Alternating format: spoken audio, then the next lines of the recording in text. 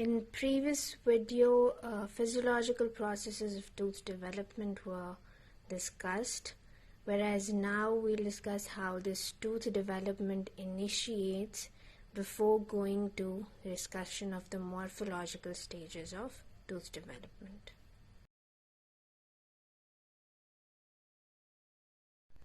So initially I'll just give a brief introduction of stomodium, which is the primitive oral cavity consisting of oral epithelium and the underlying ectomesenchyme. So this stomodium, which is the primitive oral cavity, its development begins at 6th week of intrauterine life. This is very important, 6th week of intrauterine life. This embryological diagram, it shows forebrain, which is the future brain, pericardium, the future heart. This part is the foregut, and this part is stomodium. The stomodium is basically the primitive oral cavity, whereas this foregut and stomodium is separated by this membrane shown by this red color. This membrane is called buccopharyngeal membrane.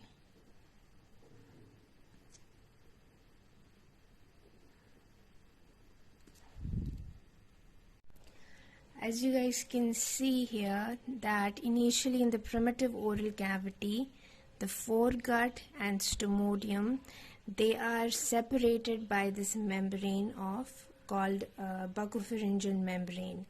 But what happens is that on 27th day of gestation, this membrane, it ruptures, and there is now a direct connection between the foregut and the stomodium.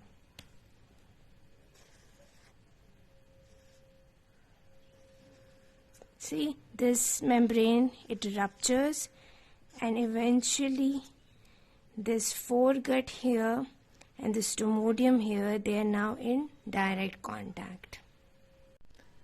This stomodium, or the primitive oral cavity, it consists of epithelium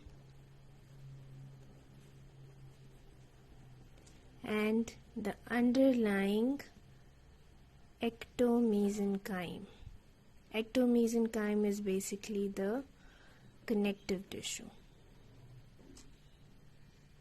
Is also called oral ectoderm, which is 3 to 4 cells layer thick. As you can see here, we have 4 layers of the cells, and this oral ectoderm is basically a stratified squamous epithelium.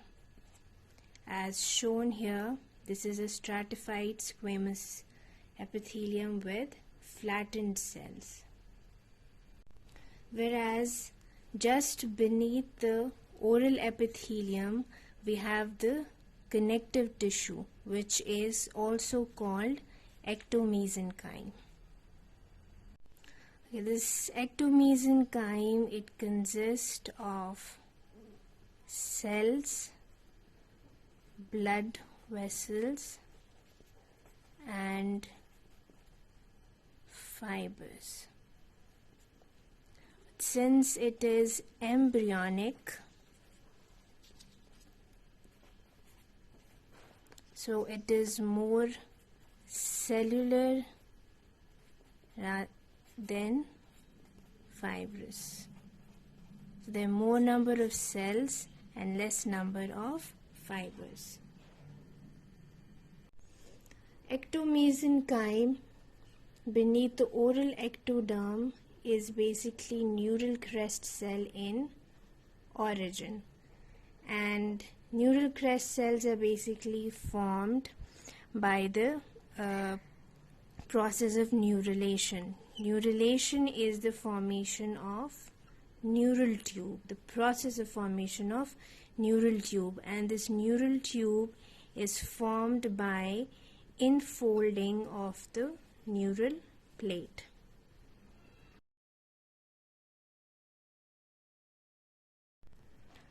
Okay, this diagram, it shows the developing maxilla, and this one is the developing mandible.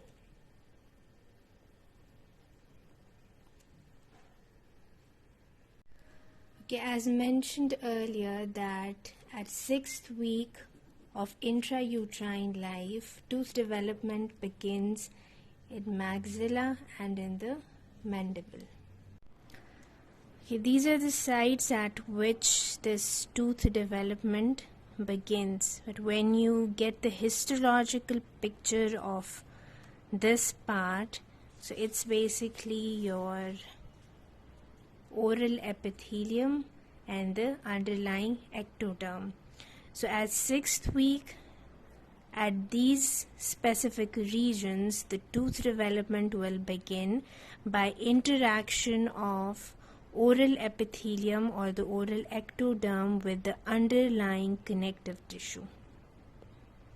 So initially, condensation of the ectomesenchyme occurs immediately beneath the oral epithelium along the future tooth-bearing regions in each jaw, the maxilla and the mandible. Now these condensed ectomesenchymal cells will induce the overlying epithelial cells to divide and form a horseshoe-shaped structure called primary epithelial band.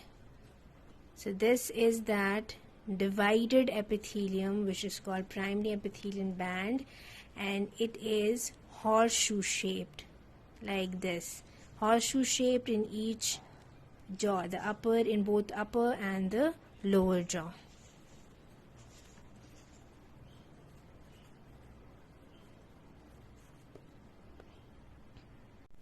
And this primary epithelial band, it determines basically the future position of the dental arches in both maxilla and mandible. So this was what was happening at 6th week of intrauterine life. At 7th week, what happens is that this primary epithelial band, it continues to divide and eventually give rise to two subdivisions or extensions. One is the dental lamina,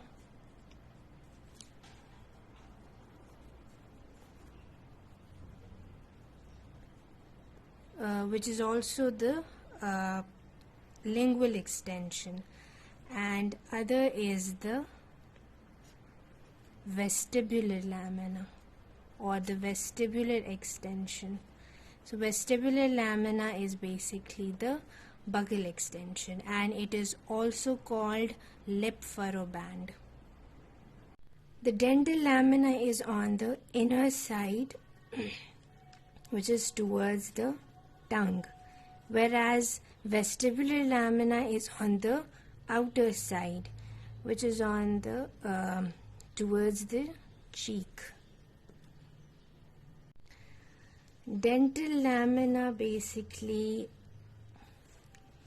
it helps in initiation of tooth development, whereas vestibular lamina, it forms the vestibule.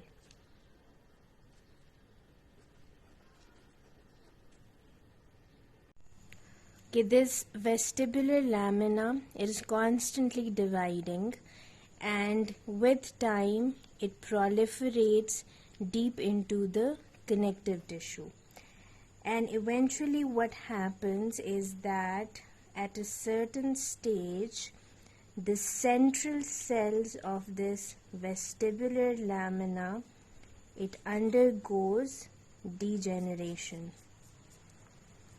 And as a result of this degeneration, we get a V-shaped sulcus or a vestibule. In this diagram, this shows the developing cheek and lips here. This is the developing tongue.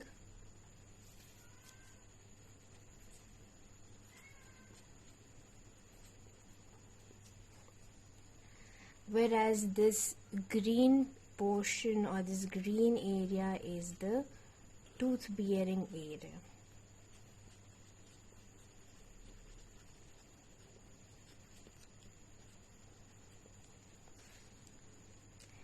And this V-shaped structure is basically that vestibule which is formed from the vestibular lamina.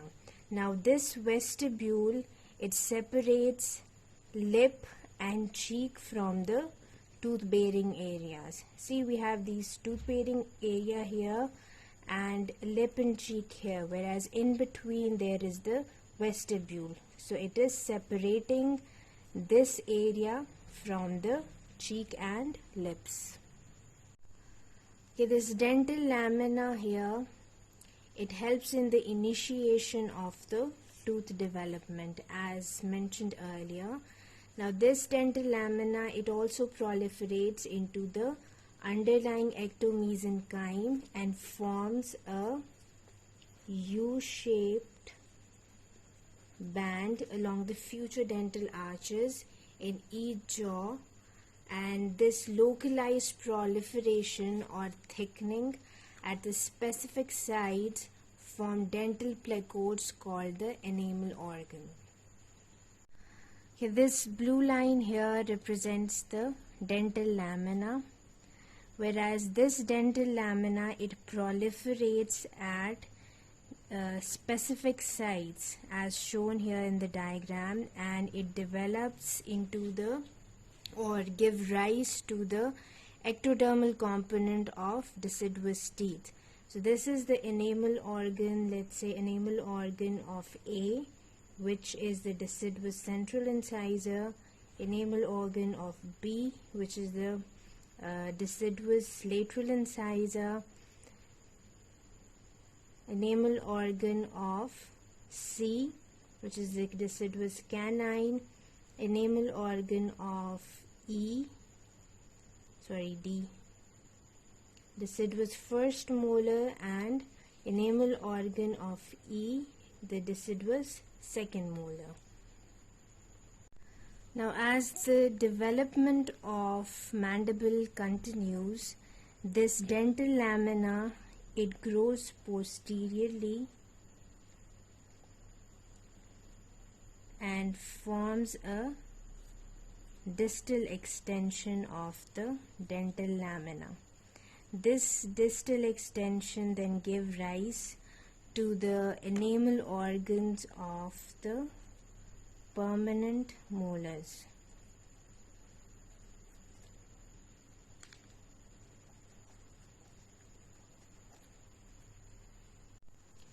As shown here in this diagram, the enamel organs of the permanent three molars, the first, second and third molar, developed at the distal extension of the dental lamina.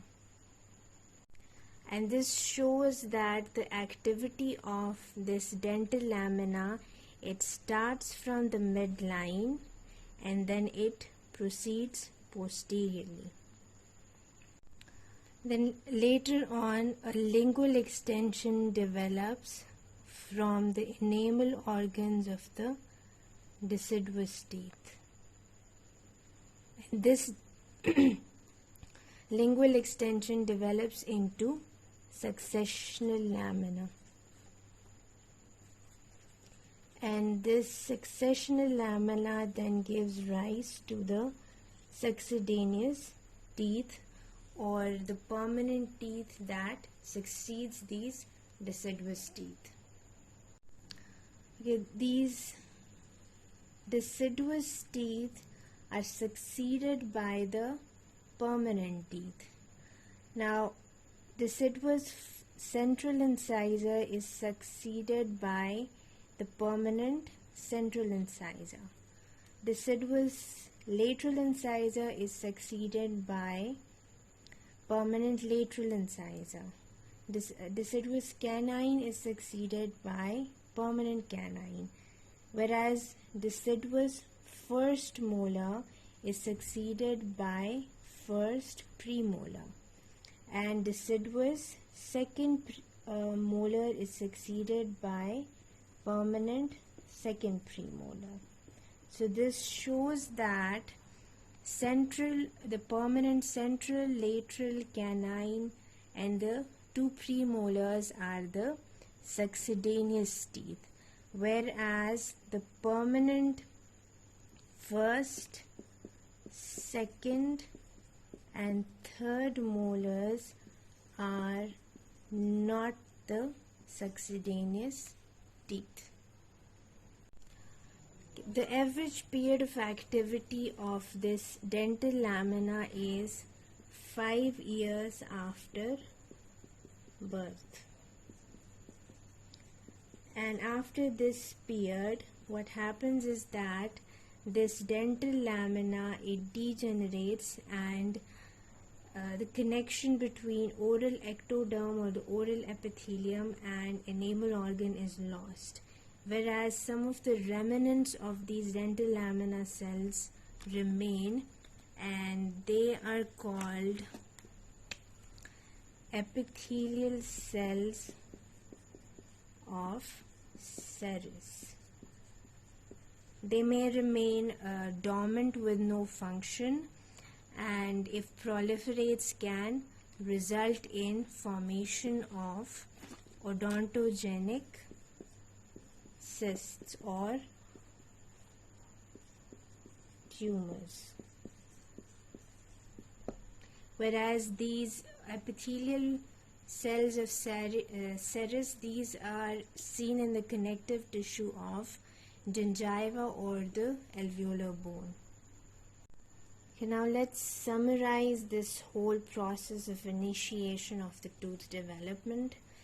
We know that it develops at the 6th week of intrauterine life.